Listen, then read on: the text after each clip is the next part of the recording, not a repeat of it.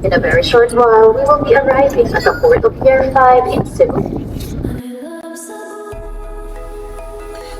Hi guys, share ko sa inyo ang aking journey from Manila to Cebu via to go MB Masagana. So guys, nagbook ako ng ticket from Manila to Cebu para sa kanilang Sinulog Festival 2024.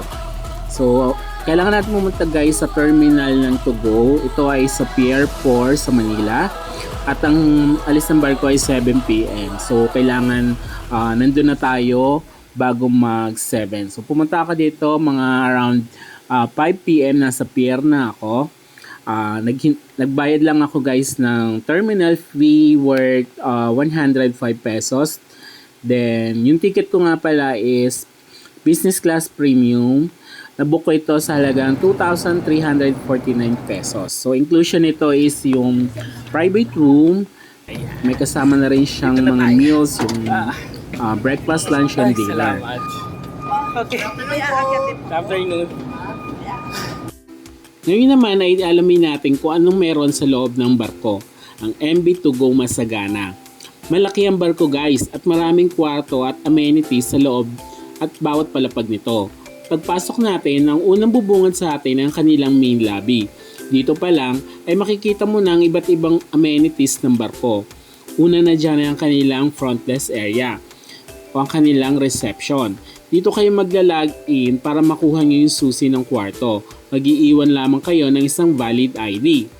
Then tabi nito guys ay ang kanilang kultura shop. Ayan, ito yung bilihan ng mga souvenir items tulad ng t-shirt, caps, tote bag, at marami pang iba. So meron din dito guys, Miniso, yung katulad din sa SM. Ayan, bilihan ng mga stuffed toys, pillows, mugs, at iba-iba pang mga souvenir items. Ayan, pwede kayong bumili dyan. And of course, dito sa tabi nito, yung kanilang linen counter. Dito kinukuha guys yung mga beddings and kumot. Ito naman yung livestock and excess baggage area. Dito nilalagay guys yung mga lagang hayop ng mga pasahero, pati yung mga malalaking bagahe nila. So, dito naman guys is yung mega value rooms. Dito guys, naka-assign yung mga mega value ticket holders. So, sa isang malaking room, marami kayong magkakasama. And, ayun, medyo wala siyang privacy kasi nga marami kayo. Dito naman guys is yung mga business class premium ticket holders. So, dito tayo naka-check-in guys. Ngayon, ipapakita ko sa inyo kung ano yung tsura ng sample ng kwarto nila ng business class premium. So may sarili tayong susi guys sa ating kwarto. So yun yung kagandahan. Pwede tayong lumabas anytime. So ilalak lang natin. And ayan, ayun yung itsura ng kwarto nila. May sariling kama, may sariling working table, may vanity mirror, may sink, and of course may hangiran ng damit. May mga outlets so pwede kayo mag-charge anytime. Mayroon siyang side reading lights. May TV. So, hindi boring dito sa loob ng kwarto kasi pwede ka manood ng TV habang nakahiga ka dyan. Ayan. Nandyan din yung kanilang life vest. Ayan, in just case of emergency. And of course, sobrang convenient dito sa kwarto nila guys. So, dito naman ay mayroon din tayong mga rooms para sa mga tourists. Ayan, tourist class. Ayan, may onboard clinic din pala dito guys. Ayan. In just case na kailangan nyo ng gamot, pwede kayong humingi dyan sa clinic nila. And of course, meron din itong onboard salon. Mga gustong magpagupit, magpakulay, o ayan, magpa-manicure, pedicure. Ayan. Meron din sila dito mga service na ino-offer. So, ayan. Guys, meron din ditong mga KTV rooms. Ayan. So, maganda ito para sa mga magbabarkada at pamilya. Ayan, gusto nyo magkantahan. Ayan, pwede kayong pumunta dito sa may KTV rooms nila. Ayan, meron siyang mga video, okay. Ayan, pwede kayong mag-chill dyan, mag-snack. Meron din dito mga charging station guys. So, inulugan lang yan ng coins para sa mga gusto mag-charge ng kanilang mga cellphone. Ayan, meron din dito ang Watson and Quick Mart. Ayan, dito guys, yung bilhan ng mga chichirya, mga drinks, toiletries and body care. Ayan. So, lahat na ng kailangan nyo nandito na sa loob ng barko. Yun nga lang guys, medyo iba yata yung price. Medyo pricey pag dito sa loob ng barko. So, I suggest magbaon kayo ng mga kailangan. Ayan, meron din silang prayer room dito guys. So yan yung kanilang main lobby area dito sa first floor. So akit tayo sa taas guys. Tingnan natin kung ano yung mga makikita natin sa kanilang second floor. Ayan, dito guys sa second floor makikita nyo kanilang to-go cafe. So dito guys sobrang relaxing yung eksena dito. Ayan, in fairness masarap yung coffee nila dito guys. Lalo na yung iced coffee nila. Ayan, meron din dito ang video okay guys. So, pwede kayong kumanta dyan. Ayan, pwede kayong bumirit dyan kung malakas loob nyo. May mga available din na chairs and tables yan para sa mga pasahero. And ang ganda ng view dyan guys kasi may mga window, glass window. So, tanaw nyo yung buong karagatan. Ito naman guys, yung kanilang Island Fiesta Room. Dito guys, kumakain yung mga passengers na may mega value ticket. So, dito meron din mga available na Gold Deluxe products, yung mga cake slices, breads, and meron din mga drinks and beers. So, pwede kayong umorder dito guys and pwede kayong mag-dining dito sa Island Fiesta Room nila. Yan, malaki guys siya. Yan o, may mga chairs and tables.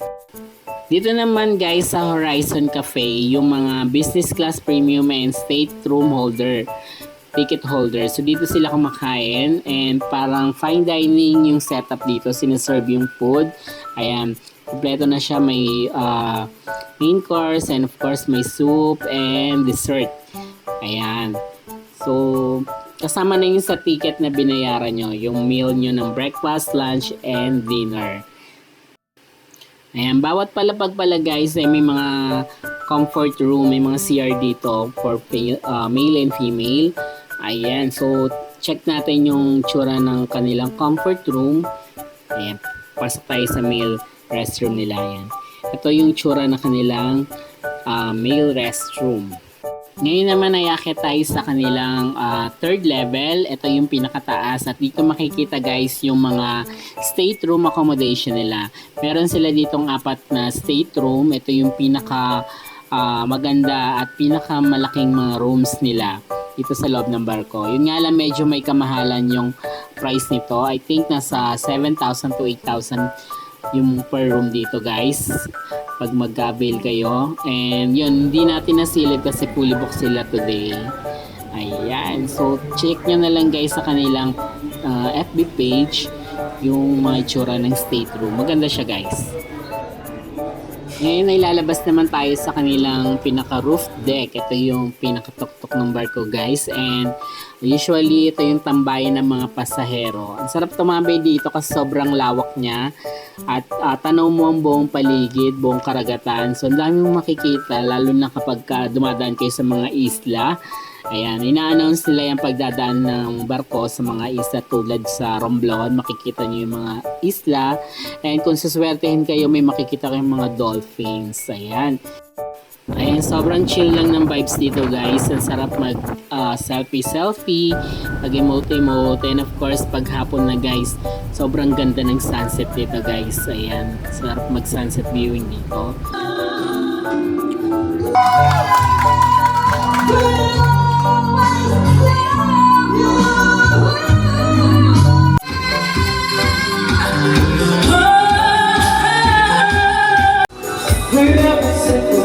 So yun guys, sa mga nagtatanong kumusta ang travel experience ko dito sa To-Go. Ayan, yun po nakita nyo naman sobrang sulit, sobrang enjoy and walang boring moment guys. Ayan, para lang kayo nag-check-in sa isang hotel, then pagising nyo, nandun na kayo sa destination nyo. So ano pang inaantay nyo kung hindi naman kayo nagmamadali at gusto nyo mag-travel sa favorite destination nyo, experience nyo din ang To-Go Travel. Meron po sila mga trip papuntang Cebu, CTO, Tagbilaran, Dumaguete, Zamboanga, Iloilo, Bacolod, and meron din silang papuntang Puerto Princesa, ayan, sa Coron, and even sa Katiklan, sa Boracay. So ano pang inaantay nyo? Book your ticket now at togotravel.ph. So, yun na. Backpack lang. Diba? Ready na! Pretty. Ayan, see you Cebu City. Ayan, update ko kayo guys pag nandun ako sa Cebu. Bye! Alright guys, we're approaching here at Queen City of the South, ang Cebu City. Welcome, Metro Cebu! Pretty tit, tit, tit. Thank you to go!